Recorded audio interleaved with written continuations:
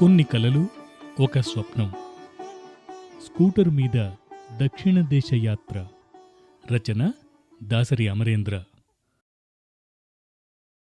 14వ భాగం. సుదీర్ఘయాత్రకు శిఖర బిందువు.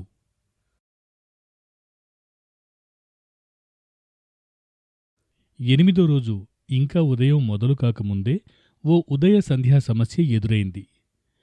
కన్యాకుమారిలో సూర్యోదయం పాయింట్ ఎక్కడుందో పట్టుకుని అదీ చూసి 6:30-7కో బయలుదేరడమా, లేకపోతే 5:30 కల్లా బయటపడిపోయి కేరళ లోలోపల కొట్టాయం ప్రాంతాల్లో ఉన్న ఓ చిరు గ్రామంలో నివసించే మా చిరకాల మిత్రులు కోషిగారి 97 ఏళ్ల అమ్మగారిని చూడటమా అన్నది ఆ సంధ్యా సమస్య. ఆవిడను కలుసుకోవడమన్న విషయం ఇప్పటిదాకా ఆలోచించలేదు కాబట్టి మరది సాధ్యమో కాదో తెలీదు. అయినా ఎందుకో మనస్సు హఠాత్తుగా అటువైపుకు మళ్ళింది. కేరళలో వివిధ ప్రదేశాల్లో ఉన్న స్నేహితులంతా ఒకరొక్కరే గుర్తుకు రాసాగారు. వెళ్ళి కలవాలనే కోరిక నన్ను చుట్టుముట్టేసింది. ముందనుకున్నట్టు తిన్నగా వెడితే మళ్ళా సముద్రాన్ని అంటిపెట్టుకుని సాగి త్రివేంద్రం, క్విలన్, అలెప్పిల మీదుగా సాయంత్రానికల్లా కొచ్చిన్ చేరుకోవచ్చు. అప్పుడు సూర్యోదయం చూసి వెళ్ళినా సమయం సరిపోతుంది. కోషిగారి స్వగ్రామం వెతుక్కుంటూ వెళ్ళినట్టయితే హీనపక్షం మరో 2 గంటలు ఎక్కువ అవసరం అవుతాయి. సూర్యోదయాన్ని పక్కన పెట్టక తప్పదు.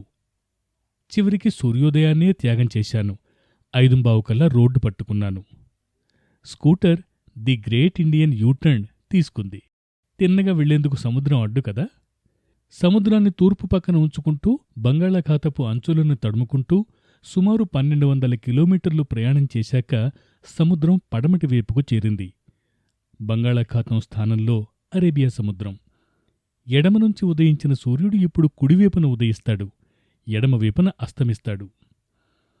కన్యాకుమారి దాటి నాగర్కోయిల్ దారి పట్టుకోగానే నిన్న దూరం నుంచి కనిపించిన సూదిమొనల్లాంటి శిఖరాలున్న కొండలు చేరువయ్యాయి.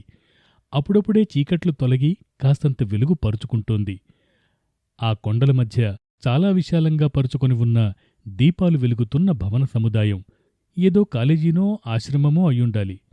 హఠాత్తుగా రోడ్డుమీద అతి తక్కువ ఎత్తులో ఎగురుకుంటూ వెళ్ళిపోయిన కొంగల బారు. రాబోతున్న రోజుకు స్వాగతం చెప్తున్నాయా అనిపించింది. నీ ప్రయాణము సజావుగా సాగుగాక అని శుభాకాంక్షలు కూడా చెప్పి ఉండొచ్చు కదా. 1:20 నిమిషాలు గడిచేసరికి సుచీంద్రం అన్న దేవాలయపు ఊరు వచ్చింది. స్థానికంగా గొప్ప పేరు ఉన్న దేవాలయమది. దాదాపు 150 అడుగుల ఎత్తు గోపురం, ఆ గోపురం మీద ఆకట్టుకునే శిల్పాలు. కాని గుడి తెరవడానికి ఇంకా సమయం ఉందట. స్థలపురాణం తెలుసుకుందామని ప్రయత్నించాను. 1కి 2 కథలు దొరికాయి. త్రిమూర్తుల పన్నాగాన్ని అనసూయ తన పతివ్రతా శక్తితో పూర్వపక్షం చేయగా వారు సంతోషపడి ముగ్గురూ కలిసికట్టుగా లింగరూపంలో ప్రతిష్ఠ పొందటం మొదటి కథ. అహల్యను మోసం చేసి గౌతముని శాపానికి గురైన ఇంద్రుడు త్రిమూర్తులను వేడుకొని మెప్పించి శాప విముక్తి పొందడం, అందుకు కృతజ్ఞతగా త్రిమూర్తులు కలిసి ఉన్న లింగప్రతిష్ఠ చేసి గుడి కట్టడం రెండో కథ. లింగపు దిగువన బ్రహ్మ, మధ్యలో విష్ణువు, పైభాగంలో శివుడు కొలువై ఉన్నారట. ఓ పావుగంట గడిచింది. రాత్రి వెళ్ళిపోయి ప్రపంచాన్ని పగలుకు అప్పచెపుతోంది. ఓసారి మ్యాపులు తెరిచి చూశాను. నేషనల్ హైవే 47లో వెళ్తున్నట్టు, అది వాయువ్య దిశలో తిరువనంతపురం కేసి సాగిపోతున్నట్టు బోధపడింది. 10 నిమిషాల్లో నాగర్కోయిల్ పట్నం. కన్యాకుమారి జిల్లా ముఖ్యపట్నమది. నాగమందిరం అన్నది ఆ ఊరి పేరుకు అర్థం. ఓ మోస్తరు పట్టణం. కాలేజీలు, చిన్న చిన్న పరిశ్రమలు. ఊరు దాటగానే కొండలు, పొలాలు, పచ్చదనం. ఏదో విలక్షణంగా కనబడుతోన్న చర్చి. కామరాజనాడార్ నియోజకవర్గం అనుకుంటాను ఈ ఊరు. మెల్లగా వాతావరణంలో మార్పు కనిపించసాగింది. జీడిమామిడి చెట్లు, ఆ పళ్ల సువాసన. హఠాత్తుగా రోడ్డు మీద 2 ఏనుగులు, వాటి మావటీలు, పనులకు వెళ్తున్న గ్రామీణ నారికేళ్ల తేల సుకేషినులు. హైవే గదా, 7 గంటలు దాటేసరికే రోడ్లమీద వాహనాల సందడి, జోరు, హుషారు కనిపించేయసాగింది. వోల్వో బస్సులు మత్తగజాల్లా ఘీంకరిస్తూ సాగుతున్నాయి. ఎస్యూవీలు పులుల్లా గాండ్రిస్తూ ముందుకు దూసుకు వెళ్తున్నాయి. మోటారు సైకిళ్లు క్రేంకారాలు చేస్తూ పరుగులు పెడుతున్నాయి. వాటి విన్యాసాలను గమనిస్తూ ఏ శబ్దమూ చెయ్యకుండా రోడ్డు చివరి మార్జిన్లో బండి నడుపుతూ నేను. అంతా కలిసి కన్యాకుమారి నుంచి 40 కిలోమీటర్లు వెళ్లేసరికి తమిళనాడు, కేరళ సరిహద్దు వచ్చేసింది. భగవానుని స్వీయ భూమిలోకి, అంటే గాడ్స్ ఓన్ కంట్రీలోకి అడుగుపెట్టానన్నమాట. నా మాట విని ఆయన దీవెనలు అందించాడన్నట్టుగా ఓ నది, అటూ ఇటూ కేరళ శైలిలో దట్టంగా చెట్లు, నీళ్లల్లో తమ ప్రతిబింబాలను చూసుకుంటున్న కొబ్బరి చెట్లు, ఒడ్డునే ఓ విహార కేంద్రం, పడవలు, బోట్లు, గూడు పడవలు, హౌస్ బోట్లు. వంతెన మీద ఆగిపోయాను. ఓ 5 నిమిషాలు అక్కడే ఆగి వంతెన మించి ఆ దృశ్యాన్ని చూసి ఫోటోలు తీసుకున్నా తనివి తీరలేదు. బండిని కాస్తంత వెనక్కి మళ్లించి అక్కడున్న టీ దుకాణంలో మరో 10 నిమిషాలు. కోషిగారి అమ్మగారిని కలవడం అన్న నా ఆలోచనకు రూపమివ్వడం మొదలెట్టాను. డాక్టర్ కోషి నేను పనిచేసిన భారత్ ఎలక్ట్రానిక్స్ లిమిటెడ్లో నాకు చాలా సీనియర్ సహోద్యోగి. నాకన్నా 10 ఏళ్లు పెద్దాయన. 1975 నుంచి పరిచయం. ఇద్దరం ఘజియాబాద్ యూనిట్లో 15 ఏళ్లు కలిసి పనిచేశాం. ఒకే కంపెనీ కాలనీలో దాదాపు ఇరుగుబొరుగుగా కలిసి ఉన్నాం. ఆయనకు ఆవిడకు మా కుటుంబమంటే వల్లమాలిన ప్రేమ. లక్ష్మిలాగే ఆవిడ కూడా మంచి టీచరు. మా అబ్బాయి సన్నీకి దైవమిచ్చిన తల్లి, గాడ్ మదర్.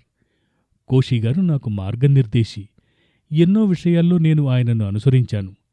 1989లో మా కార్పొరేట్ ఆఫీసుకు బదిలీ అయ్యి ఆయన బెంగళూరు వెళ్ళిపోయినా మా అనుబంధం సడలలేదు. కాలక్రమేణా ఆయన పెద్ద పెద్ద బాధ్యతలు నిర్వహించి మా కంపెనీకి చైర్మన్గా ఎదిగినా మా స్నేహం అలానే నిలిచింది. వాళ్లవి కొట్టాయం దగ్గరి ఊళ్ళు. సిరియన్ క్రిస్టియన్లు. మతాతీతమైన భావసరళి. కలిసికట్టుగా ఉండే కుటుంబం వారిది. ఇద్దరూ తమ తమ తల్లిదండ్రుల గురించి దాదాపు 40 ఏళ్లుగా చెప్తున్నారు కాబట్టి ఆ తల్లిదండ్రులు మాకు చిరపరిచితులే అనిపించేది. ఎప్పుడైనా ఓసారి వెళ్ళి కలిసి రావాలనిపించేది. ఇప్పుడు కోషిగారికి 72 ఏళ్లు. వాళ్ల నాన్న పోయారు. అమ్మ ఉన్నారు. ఆయనకి ఫోన్ చేశాను. ఇలా మీ ఊరు వెళ్ళి మీ అమ్మగారిని కలవాలని ఉందని చెప్పాను. సాధ్యపడుతుందా అని అడిగాను. ఎలా వెళ్లాలో చెప్పమన్నాను. నువ్వన్నది నిజమే. మా ఊరు కొట్టాయందారిలో వస్తుంది. తిరువెళ్ళ మా ఊరు పేరు. కాని మా అసలు స్వగ్రామం తిరువెళ్ళ నుంచి ఇంకా లోపలికి మరో 15 కిలోమీటర్లు. ఎన్ని గుర్తులు చెప్పినా నీకు వెళ్లడం కష్టం. రీనా వాళ్ల తమ్ముడు తిరువెళ్ళ దగ్గరలో చెంగనూరులో ఉన్నాడు. అతనితో మాట్లాడతాను. అతను తీసుకువెళ్తారంటే సరిపోతుంది. గివ్ మీ అన్ అవర్ అన్నారు డాక్టర్ కోషి. ముందుకు సాగాను.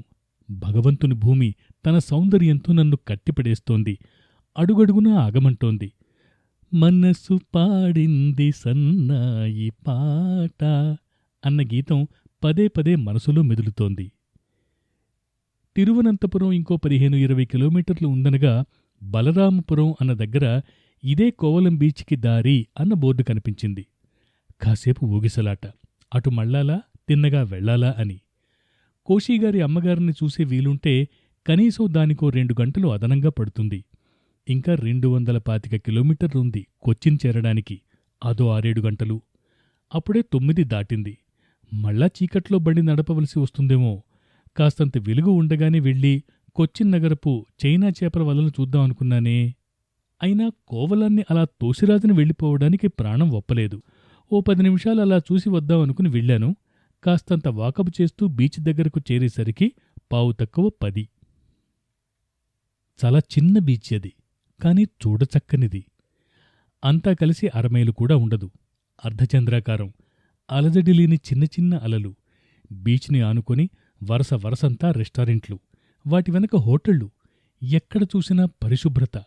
ఆ మంగళవారం ఉదయం పూట ఓ 200 మంది మాత్రమే పర్యాటకులు. అందులో విదేశీయులే ఎక్కువ.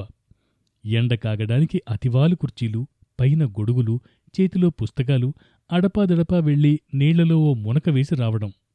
దూరాన ఓ చిన్నపాటి గుట్ట, దానిపైన లైట్ హౌస్, ఆ పక్కనే ఓ హోటల్. ఏకళనున్నానో ఆ వాతావరణం నన్ను అయస్కాంతంలా ఆకర్షించింది. మనసు చెప్పిన మాట విని పామ్ బీచ్ రెస్టారెంట్ అన్న చోట బ్రేక్ఫాస్ట్కి కుదురుకున్నాను. గత 7-8 రోజుల్లో సరైన రెస్టారెంట్లలో ఏ భోజనమైనా చేయటం ఇదే మొదటిసారి అని స్ఫురించింది. ఎందుకో ఎవరితోనైనా మాట్లాడాలని బలంగా అనిపించింది. చివరి టేబుల్ దగ్గర ఓ పెద్దాయన, ఇంగ్లండ్ వాసి, పబ్లిషర్, బహుశా మతగ్రంథాల ప్రచురణకర్త అనుకుంటాను. ఇండియా నాకు ఇష్టమైన ప్రదేశం. 2 ఏళ్లకోసారి వస్తూ ఉంటాను అన్నాడు. నా యాత్ర వివరాలు అడిగి అడిగి చెప్పించుకున్నాడు. మరో మధ్యవయసు మహారాష్ట్ర మహిళ. పిల్లలతో హాలిడేకొచ్చారు. కబుర్లు చక్కగా సాగాయి. ఈలోగా కోషిగారి ఫోన్. రీనా వాళ్ళ తమ్ముడితో మాట్లాడాను. అతను నిన్ను మా అమ్మ ఉన్న ఊరు తీసుకెళ్తాడు. అతన్ని కలుసుకో అంటూ ఎంతో వివరంగా వాళ్ళ ఇంటి గుర్తులు చెప్పారు కోషి. ఎందుకో మనసు ఉద్వేగంతో నిండిపోయింది. 40 ఏళ్ల నుంచి వింటున్న పెద్దావిడ, దాదాపు 100 ఏళ్ల వయసు ఉన్న మనిషి, నిజంగా కలుసుకోబోతున్నానా? చెంగనూరు కొట్టాయందారిలోనే కదా? క్విలన్ దగ్గర హైవే వదిలి కొట్టాయందారి పట్టుకోమంటారా? కోషిగారిని అడిగాను. నిజమే, కొట్టాయందారిలోనే వెళ్ళాలి. కాని కొట్టాయం వెళ్లే ముఖ్యమైన దారి చెంగనూరు వెళ్ళదు. క్విలన్ దాటాక కాయంగుళం అన్న ఊరొస్తుంది. అక్కడ 3 దారుల కూడలి ఉంటుంది. ఎడమ పక్కది తిన్నగా ఎలప్పి వెళ్తుంది. కుడివైపు వెళ్లేది ఆదూరు వైపు పోతుంది. నువ్వు మధ్య ఉన్న మార్గం తీసుకో. పెరుంగల, మవివికరు, కొల్లకడవు, పులియూర్ అన్న ఊళ్ల మీదుగా చెంగనూరు చేరతావు. చాలా వివరంగా చెప్పారు కోషి. ఏ విషయాన్నైనా ఎవరికైనా అరటిపండు ఒలిచి చేతిలో పెట్టినట్టు చెప్పడంలో కోషిగారు ప్రసిద్ధులు. ఒక్కసారిగా మనసులో ఏదో మౌలికమైన మార్పు కలిగింది. అప్పటిదాకా నేను గమ్యం కాదు, గమనం ముఖ్యం అన్నమాట ఆధారంగా ప్రయాణం సాగిస్తున్నాను. కాని ఆనాటి నా గమ్యం కోషిగారి అమ్మగారు అతి ముఖ్యం అనిపించింది. వెంటనే కొచ్చిన్లో రిటైరైన తర్వాత స్థిరపడిన ఒక సహోద్యోగి గుర్తొచ్చాడు. ఆ వెంటనే అక్కడి మా ఆఫీసులో పనిచేస్తోన్న యువ సహోద్యోగి సుగదన్ గుర్తుకొచ్చాడు. క్విలన్లు, ఎలెప్పీలు, కొచ్చిన్ చేపల వలలు కాదు, ఈ మనుషుల్ని కలుసుకోవాలి, అది ముఖ్యం అని బలంగా అనిపించింది. సహోద్యోగి ప్రకాష్కి ఫోన్ చేశాను. సాయంత్రం 7 ప్రాంతంలో వచ్చి కలుస్తానన్నాడు. మా ఇల్లు నువ్వు వెళ్లే హైవేకు దగ్గరే, వచ్చి నిన్ను కలిసి ఇంటికి తీసుకెళ్తాను అన్నాడు. సుగదన్కు ఫోన్ చేశాను. ప్రకాష్ సార్ ఉండే ప్రాంతానికి నేను మరో 10 కిలోమీటర్ల ముందుంటాను. వాళ్ళింటికొచ్చి మిమ్మల్ని తీసుకెళ్తాను అన్నాడు. So the day is set.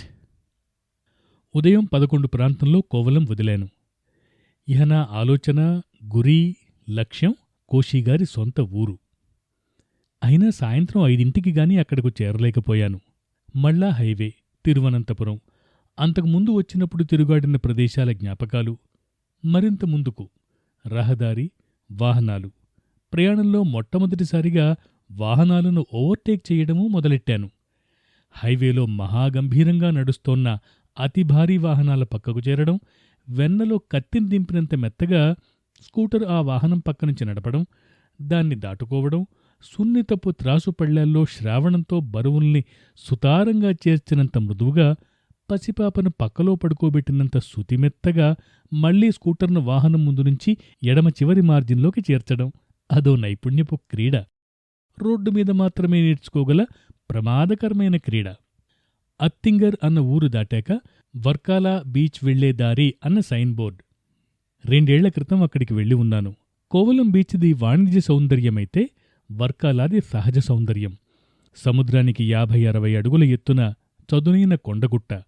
ఆ గుట్టమీద షాపులు, హోటళ్లు, రెస్టారెంట్లు, విశాఖ తెన్నేటి పార్కులోంచి కనిపించేటంత అందమైన సముద్రతీరం. అయినా ఈవేళ నాకు తీరిక లేదు అని ఆ బోర్డుని దాటేశాను. మరి కాసేపట్లో క్విలన్. దీనితోనూ నాకు ఓ ప్రేమబంధం ఉంది. సుమారు 10 ఏళ్ల క్రితం ఉత్తరాన ఉన్న అలెప్పీ నుంచి 80 కిలోమీటర్లు రోజంతా బ్యాక్ వాటర్స్లోనూ, అష్టముడి సరోవరంలోనూ పడవ ప్రయాణం చేసి ఉన్నాను. ఆ అనుబంధపు సౌరభం జీవితాంతం వెంటే ఉంటుంది గదా. అయినా క్విలన్లో ఆగే ప్రసక్తి పెట్టుకోలేదు. క్విలన్ దాటాక హైవే అష్టముడి పరిసరాల్లోంచి సాగింది. చెవర అన్న ఊరు మీదుగా వెళ్లి కాయంగుళం జంక్షన్ దగ్గరకు చేరింది. కోషిగారు చెప్పిన చిన్న చిన్న దారుల చెంగనూర్ మార్గం పట్టుకున్నాను. రోజంతా హైవేలో తిరిగానేమో, ఆ మధ్యాహ్నం 2 గంటల వేళ గ్రామాల గుండా వెళ్లే ఆ పల్లెదారులను చూస్తే ప్రాణం లేచొచ్చినట్టు అనిపించింది. అటు ఆంధ్రదేశంలో గాని, ఇటు కర్ణాటక, తమిళనాడుల్లో గాని ఏనాడూ చవిచూడని గ్రామసీమల హరిత సౌందర్యం. చిన్న చిన్న కాలువలు, విశాలమైన పొలాలు, దూరదూరపు టిళ్లు, విలక్షణ ప్రశాంతతను సంతరించుకున్న వాతావరణం. అరే, ఇదా కేరళ అసలు సిసలు రూపం అనిపించింది.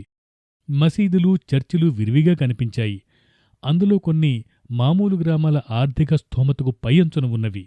బహుశా అది సంపన్న గ్రామసీమయేమో. 4 గంటల వేళ చెంగనూరు చేరాను. రీనా వాళ్ల తమ్ముడికి ఫోన్ చేశాను. 10 నిమిషాల్లో వచ్చి కలిశారు. తన వెంట వారి పెద్దలనాటి ఇంటికి తీసుకువెళ్లారు.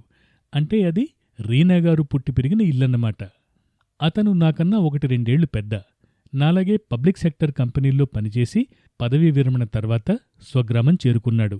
వీళ్ళబ్బాయి మళ్ళా మా ఢిల్లీలోనే ఉంటున్నాడు. అతనితో స్వల్ప పరిచయం ఉంది.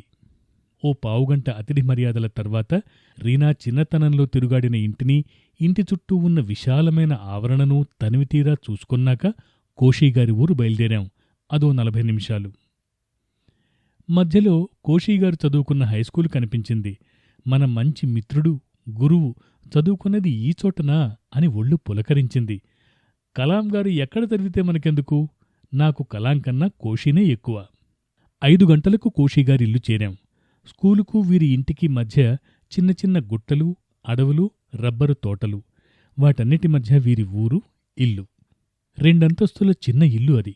కోషీగారి తమ్ముడు ఆ ఊళ్ళోనే ఉండి వారి వ్యవసాయ వ్యవహారాలు చూస్తూ ఉంటారట. నా వయసు మనిషి.